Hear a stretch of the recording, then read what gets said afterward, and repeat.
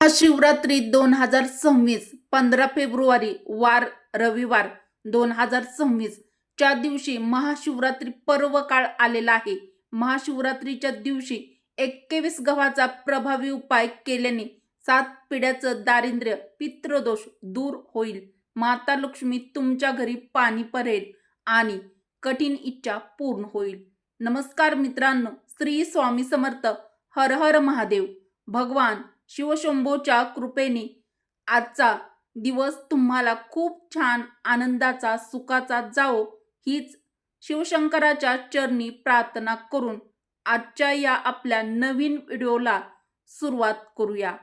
तर मित्रांनो, महाशिवरात्री 2026 ही 15 फेब्रुवारीला संध्याकाळपासून आणि 16 फेब्रुवारी सकाळपर्यंत साजरी केली जाते. पौराणिक शास्त्रानुसार माघ महिन्यातील कृष्ण पक्षातील चतुर्दशी तिथीला एक महान पर्व काळ येतो, त्यालाच महाशिवरात्री असं म्हणतात. 15 फेब्रुवारी 2026 वार रविवार. आजच्या दिवशी सर्व शिवभक्त या दिवसाची अत्यंत आतुरतेने वाट बघतात. ती अत्यंत पावन पर्व काळ म्हणजेच महाशिवरात्री आलेली आहे.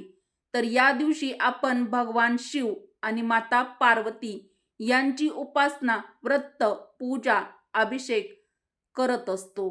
महाशिवरात्रीच्या पर्व काळामध्ये माता पार्वती आणि भगवान शिव यांचे कृपा आशीर्वाद आपल्याला वर्षभर आपल्यावरती यांची कृपा दृष्टी राहावी यासाठी आपण वर्षातून एकदाच महाशिवरात्रीचा हा पावन शुभ काळ भगवान शिव आणि माता पार्वती यांची पूजा, अर्चना, व्रत आणि महाशिवरात्रीचा उपवास धरत असतो. महाशिवरात्रीच्या दिवसाला अनन्यसाधारण असं महत्त्व आहे आपल्या हिंदू धर्मामध्ये. कारण महाशिवरात्रीच्या दिवशी भगवान शंकर आणि माता पार्वती यांचा विवाह सुद्धा झाला होता. त्यामुळे मित्रांनो, ही तिथी खूप महत्त्वाची आहे. असं आपल्या हिंदू धर्मामध्ये खूप श्रद्धा आहे आणि मान्यता देखील आहे. तर मित्रांनो, महाशिवरात्रीच्या या पावन पर्व काळामध्ये 21 गव्हाचा हा प्रभावी उपाय नक्की आपल्याला करायचा आहे. तर हा उपाय आपल्याला कसा करायचा आहे आणि केव्हा करायचा आहे आजच्या व्हिडिओमध्ये आपण सविस्तर जाणून घेणार आहोत. त्यामुळे व्हिडिओ शेवटपर्यंत नक्की बघा. व्हिडिओला एक लाईक अवश्य करा व आपल्या मराठी रोहिणी किचन चॅनलला सबस्क्राईब देखील केलं नसेल तर जरूर करा. महाशिवरात्रीच्या या पवित्र दिवशी आपल्याला हा उपाय करायचा आहे. तर महाशिवरात्रीच्या पर्व काळामध्ये आपण हा प्रभावी उपाय सकाळपासून संध्याकाळपर्यंत म्हणजे जेव्हा तुम्हाला हा उपाय करायला वेळ मिळेल, जेव्हा शक्य होईल तेव्हा तुम्ही हा 21 गव्हाचा प्रभावी उपाय महाशिवरात्रीच्या पवित्र दिवशी हा प्रभावी उपाय केला तर तुमच्या जीवनातील सर्व दुःख, दारिद्र्य, अडथळे, अडचणी, जे काही तुमच्या मनातील इच्छा आहे तर ती पूर्ण होईल. तुमच्या ज्या काही समस्या आहेत त्या भगवान शिवशंभोला त्या दिवशी शरण जाऊन तुम्हाला प्रार्थना करून सांगायच्या आहेत आणि हे काही प्रभावी उपाय देखील महाशिवरात्रीच्या पर्व काळामध्ये तुम्हाला आवर्जून करायचे आहेत. तर महाशिवरात्रीला खूप महत्त्व आहे. ही एक अशी तिथी आहे ज्या दिवशी शिवतत्व पृथ्वीवरती लाखो पटीने जागृत असतं. त्यामुळे आपल्याला भगवान शिवशंभोची साधी सेवा, उपासना केल्याचंही दुपटीने फळ मिळत असतं. त्यामुळे तुम्ही हा उपाय महाशिवरात्रीच्या दिवशी आवर्जून करा. कारण शंकरांना भोळे महादेव असं सुद्धा म्हणतात. त्यामुळे ते छोट्याशा अगदी तांब्याभर जल जरी शिवलिंगावरती आपण या दिवशी अर्पण केलं तरी त्याचं दुपटीने फळ, शुभफळ आपल्याला मिळत असतं. त्यामुळे हा प्रभावी उपाय नक्की करा. मित्रांनो, महाशिवरात्रीच्या पवित्र पर्व काळामध्ये आपल्याला ब्रह्ममुहूर्तावरती उठायचं आहे. आपली सर्व सकाळची कामं उरकून घ्यायची आहेत. आपल्याला स्वच्छ आंघोळ करायची आहे. महाशिवरात्रीच्या दिवशी स्नान करण्याला म्हणजेच आंघोळ करण्याला अनन्यसाधारण असं महत्त्व आहे. महाशिवरात्रीच्या दिवशी आंघोळ करताना आंघोळीच्या पाण्यामध्ये टाका ही एक गुप्त वस्तू तर ती आवर्जून टाकायची आहे. तर ती कोणती गुप्त वस्तू आहे हे मी तुम्हाला सांगणार आहे. तर अंघोळीच्या पाण्यामध्ये ही एक वस्तू टाकल्याने तुमचं 7 पिढ्याचं दारिद्र्य दूर होईल. तुमच्या घरामध्ये जी काही दोष असतील तर ते सुद्धा नष्ट होतील. मग वास्तुदोष, ग्रहदोष, पितृदोष असेल, काही घरामध्ये बाधा असेल, सर्व दोष दूर होतील. त्यामुळे आपल्याला या पावन पर्व काळामध्ये अंघोळ करत असताना अंघोळीच्या पाण्यामध्ये ही अत्यंत पवित्र व अत्यंत महत्त्वाची वस्तू टाकायची आहे आणि हा प्रभावी उपाय देखील करायचा आहे. तर काही उपाय हे विशिष्ट दिवशी विशिष्ट वेळी केले तरच ते फलदायक होतात आणि त्याचा लाभ आपल्याला मिळत असतो. तर मित्रांनो, महाशिवरात्रीच्या दिवशी अंघोळीच्या पाण्यामध्ये आपल्याला टाकायची जी वस्तू आहे तर ती आहे गावरान गाईचं कच्चं दूध. तर हे दूध हे कच्चंच असावं, म्हणजे तापवलेलं नसावं. दूध तुम्हाला टाकायचं आहे. तर अंघोळीच्या पाण्यामध्ये थोडंसं चमचाभर दूध तुम्हाला टाकून घ्यायचं आहे. तर थोडेसे काळे तीळ देखील टाकायचे आहेत. मित्रांनो, जर तुमच्याकडे काळे तीळ नसतील तर मग अशा वेळी काय करायचं? तर मग अशा वेळी तुम्ही काळे उडीद देखील अंघोळीच्या पाण्यामध्ये टाकू शकता. त्यानंतर तुम्हाला थोडंसं गावरान गाईचं गोमूत्र देखील 2 थेंब त्यामध्ये टाकायचं आहे आणि मग तुम्ही त्यामध्ये थोडंसं गंगाजल देखील टाकू शकता. जर तुम्ही म्हणत असाल की आमच्याकडे गंगाजल नाही, म्हणजेच गंगेचं पाणी नाहीये, तर मग अशा वेळी काय करावं? तर मग अशा वेळी आपल्या भागामध्ये जेथे पवित्र स्थळ आहेत, धार्मिक स्थळ आहे, एखादी पवित्र नदी आहे, एखादं पवित्र तलाव आहे, तर या पवित्र स्थळावरून पवित्र नदीचं पाणी आपल्याला एका बॉटलमध्ये किंवा एखाद्या तांब्यामध्ये घेऊन येऊ शकता. जर जवळ असेल तर तुम्ही तांब्यामध्ये सुद्धा घेऊन येऊ शकता. तर ते पाणी तुम्ही अंघोळीच्या पाण्यामध्ये टाकलं तर मित्रांनो, ते देखील गंगाजल आहे, कारण ते एका पवित्र स्थळाहून आणलेलं शुद्ध पवित्र पाणी आहे. त्याला सुद्धा गंगाजल असंच म्हणतात. अशी आपल्या हिंदू धर्मामध्ये मान्यता आहे, कारण प्रत्येकालाच गंगेत स्नान करणं किंवा गंगेचं पाणी आणणं शक्य नसतं. मग पवित्र स्थळावरील पाणी हे पण गंगाजलच असतं असं समजा. मित्रांनो, काळे उडीद आणि काळे तीळ अंघोळीच्या पाण्यामध्ये टाकल्यामुळे तुमच्या मागे जे काही दोष, पितृदोष, ग्रहदोष, जी काही बाधा आहे तुमच्या घरामध्ये किंवा शनीची 7.5 आहे तर ती निघून जाईल. घरातील नकारात्मकता, बाधा, आपल्या मध्ये सुद्धा नकारात्मक ऊर्जा असते आणि घरामध्ये सुद्धा असते तर ती निघून जाईल. या पाण्याने आपल्याला स्वच्छ अंघोळ करून घ्यायचे आहे. नंतर पांढरे शुभ्र वस्त्र परिधान करायचे आहेत. काळे कपडे अजिबात घालायचे नाहीत. नंतर घरातील दक्षिण दिशा आहे, त्या दक्षिण दिशेला आपल्याला एक तांब्यावर पाणी घेऊन दक्षिण दिशेला जायचं आहे. तर हे तांब्या भरून घेतलेलं पाणी आपल्याला तांब्यात दोन्ही हातामध्ये पकडून खाली ते पाणी सोडून द्यायचं आहे, दक्षिण दिशेकडे तोंड करून.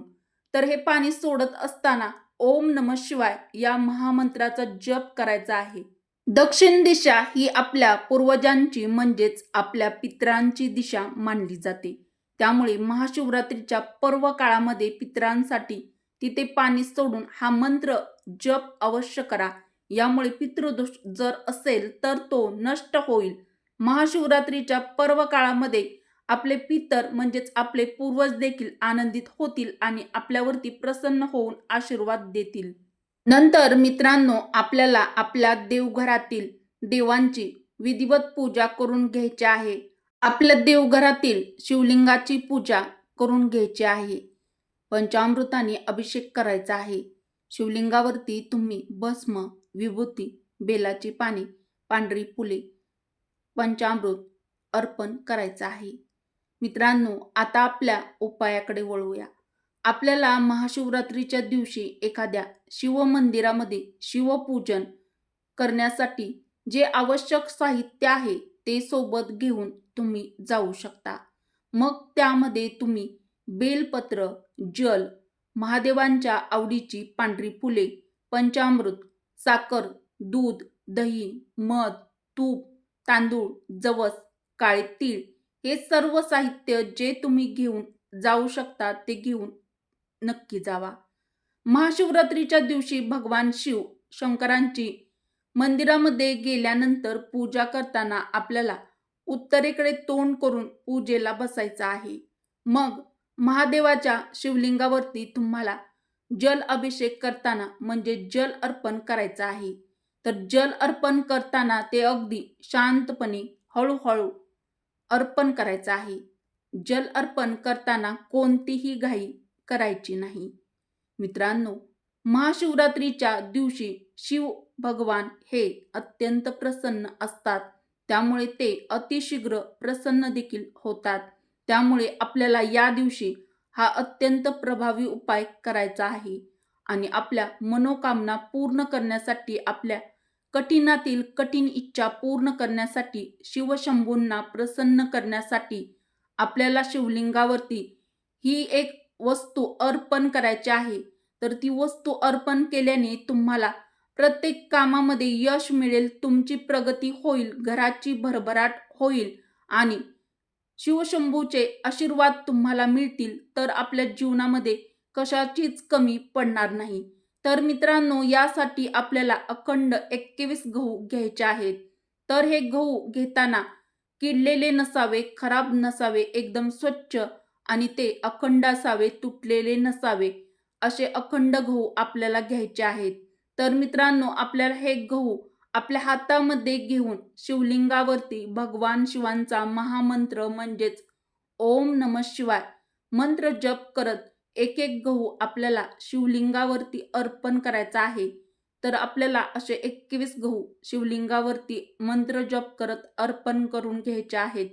मित्रांनो, शिवलिंगावरती तुम्हाला बेलपत्र अर्पण करायचं आहे, धोत्र्याचं फळ देखील तुम्ही अर्पण करायचं आहे आणि पांढरी फुलं, बेलाची पानं अर्पण करू शकता. पूजाविधी धूप दीप प्रज्वलन करून झाल्यानंतर देवाची आरती करून भगवान शिवशंभूंना दोन्ही हात जोडून नमस्कार करायचा आहे आणि तुमच्या मनामध्ये तुमची जी काही समस्या आहे, जी काही तुमची इच्छा आहे, तर ती बोलून दाखवायची आहे आणि ती दूर करा असं देखील म्हणायचं आहे. नंतर मित्रांनो, तुम्हाला काय करायचं आहे, आपण जे 21 गहू अर्पण केले होते शिवलिंगावरती, त्यातील 11 गहू उचलून घ्यायचे आहेत आणि ते आपल्या घरी घेऊन यायचे आहेत. तर मित्रांनो, हे शिवलिंगावरती उचलून आणलेले घरी आपल्या गहू आपल्याला त्या दिवशी आणल्यानंतर ते गहू आपल्या देवघरासमोरच ठेवायचे आहेत. तर एखाद्या भांड्यामध्ये तुम्ही हे गहू 11 आणलेले गहू ठेवू शकता. दुसऱ्या दिवशी ते गहू चपाती बनवण्यासाठी आपण जे गहू वापरतो आपल्या घरामध्ये, त्या गव्हामध्ये हे गहू आपल्याला टाकून ठेवायचे आहेत. मित्रांनो, हा उपाय केल्याने तुमच्या घरामध्ये कधीच धन धान्याची कमतरता राहणार नाही. अखंड लक्ष्मी तुमच्या घरामध्ये वास करीन. कुठलीही रोगव्याधी तुमच्या घरामध्ये येणार नाही. कारण भगवान शिवशंकर हे अगदी साध्या छोट्याशा पूजेने, उपायाने सुद्धा अतिशीघ्र प्रसन्न होतात आणि ते महाशिवरात्रीच्या या पावन काळामध्ये तुमची इच्छा लवकरच पूर्ण करतील आणि 7 पिढ्याचं तुमचं दारिद्र्य देखील दूर होईल. मित्रांनो, तुमच्या आयुष्यात खूप अडचणी आहेत का? मन सतत दुःखाने भरलेलं आहे. मग हा उपाय करून बघा. एक धोत्र्याचं फळ घ्या, बेलाच्या झाडाचे 5 काटे घ्या. प्रत्येक काटा हातात घेताना ओम नमः शिवाय म्हणा आणि मनात म्हणा, हे काटे नसून माझं दुःख आहे, माझ्या समस्या, माझ्या अडचणी माझ्या आहेत. तर एक एक काटा त्या धोत्र्याच्या फळावर ठेवा आणि मग ते शिवलिंगावरती अर्पण करत राहा. नंतर मित्रांनो, भगवान शिव शंकरांना दोन्ही हात जोडून मनोभावे डोळे बंद करून प्रार्थना करा आणि म्हणा, हे शिवशंभो, मला क्षमा करा, तुम्हाला शरण आलो आहे, माझी मनोकामना पूर्ण करा. अशी प्रार्थना शिवशंभूंना नक्की करायची आहे. महाशिवरात्रीच्या दिवशी भगवान शिवशंकर आणि माता पार्वती तुमच्या सर्व चांगल्या इच्छा लवकरच पूर्ण करतील. त्यामुळे तुम्ही महाशिवरात्रीच्या दिवशी हा प्रभावी उपाय नक्की करा. तर मित्रांनो, तुम्हाला ही माहिती कशी वाटली ते देखील मला कमेंट करून नक्की कळवा. माहिती आवडली असेल तर व्हिडिओला एक लाईक अवश्य करा. तुमच्या मित्रपरिवारासोबत जास्तीत जास्त हा व्हिडिओ शेअर करा. मराठी रोहिणी किचन आपल्या चॅनलला सबस्क्राईब करा व कमेंट बॉक्समध्ये हर हर महादेव किंवा ओम नमः शिवाय असं टाईप करा. चला तर मग भेटू परत अशाच एखाद्या नवीन माहितीसह नवीन व्हिडिओमध्ये. व्हिडिओ शेवटपर्यंत पाहिल्याबद्दल तुम्हा सर्वांचे मनापासून धन्यवाद. श्री स्वामी समर्थ. जय श्रीकृष्ण. जय माता लक्ष्मी.